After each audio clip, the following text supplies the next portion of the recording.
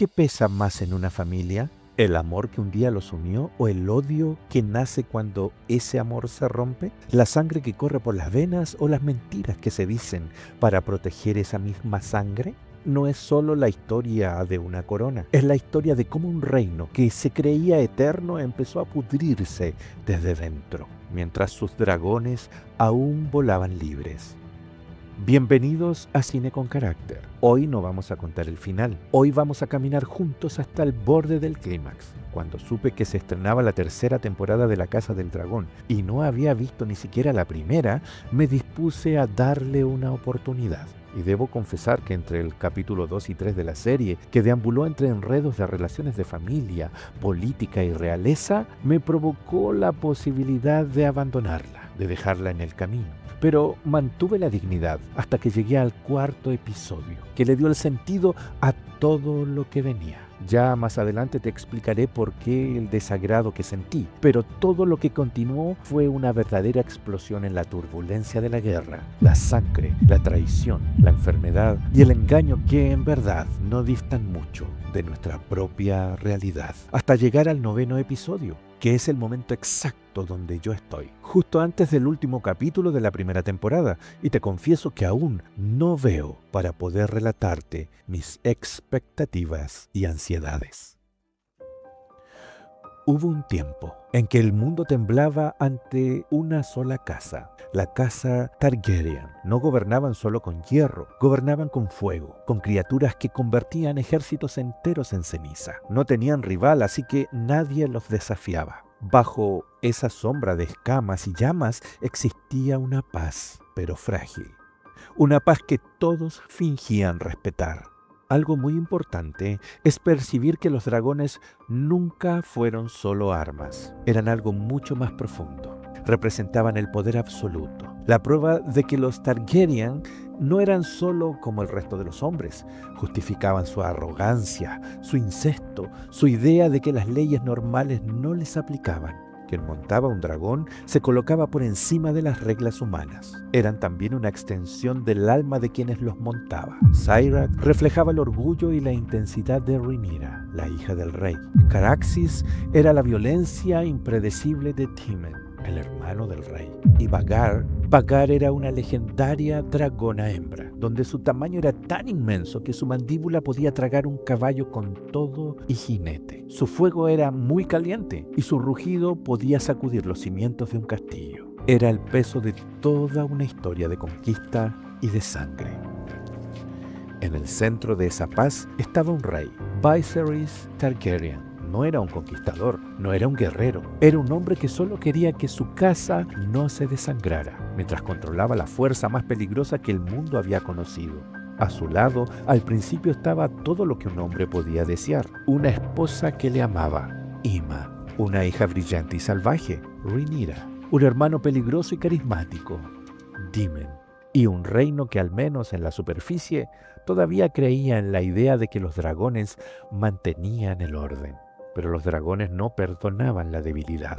Y Viserys era débil, no de cuerpo todavía, sino de voluntad, aunque tenía, en el fondo, honorables intenciones. Todo empezó con una elección. Cuando el varón que tanto esperaba nació muerto y sobre una escena escalofriante su esposa también pierde la vida en una terrible decisión en la cama de parto, Viserys tomó la decisión que cambiaría el destino de todos. Nombró heredera del reino a su propia hija, Rhaenyra, frente a todo el consejo de nobles. Porque en un mundo donde el poder se mide en sangre y en dragones, poner a una mujer en el trono no era solo una decisión política, era una declaración de guerra silenciosa.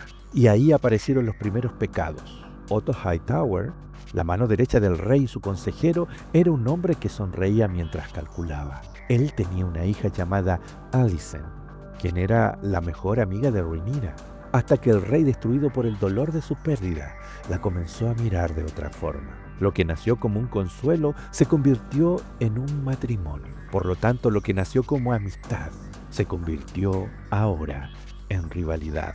Ahí está el primer gran pecado de esta historia. La traición disfrazada de deber, la envidia disfrazada de piedad y la mentira disfrazada de amor al reino. Rhaenyra pasó de ser una niña libre que montaba dragones a convertirse en una mujer que sabía que cada paso que daba era observado. También era juzgado y usado en su contra. Daemon se convirtió en el fantasma permanente de la corte. A veces era un aliado, otras veces una real amenaza, siempre impredecible. Y Viserys solo quería la paz, aunque cada decisión que tomaba sembraba más guerra y odio entre la familia. Es el bache, la parte de la cual te hablé. Es el momento en el que uno se pregunta si la historia se ha estancado, si dejas de ver la serie o continúas. Pero la realidad solo te está haciendo sentir que se está pudriendo la historia. Así es como pasa el tiempo. La serie se da unos saltos temporales que nos duelen, pero que en la realidad nos muestran la metamorfosis completa. Rhaenyra ya no es una niña. Ahora es una madre, una reclamante, una mujer que ha aprendido a usar los dientes y las garras, cuyos hijos son acusados de bastardos.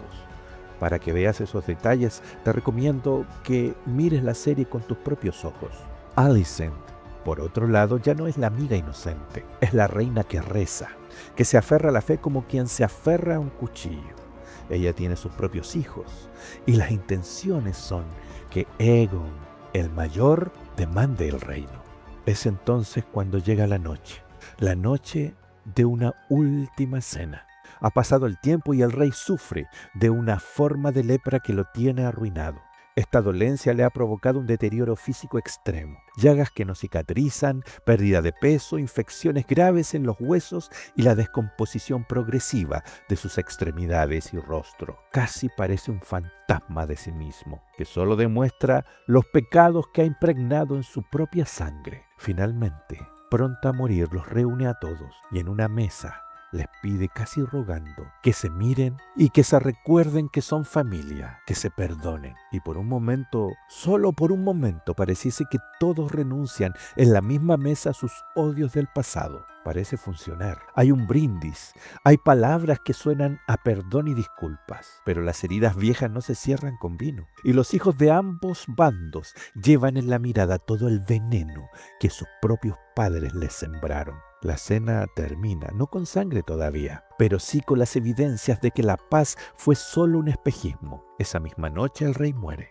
pero antes de irse, en medio de la confusión de la fiebre y las bebidas para calmar su propio dolor, dice algo.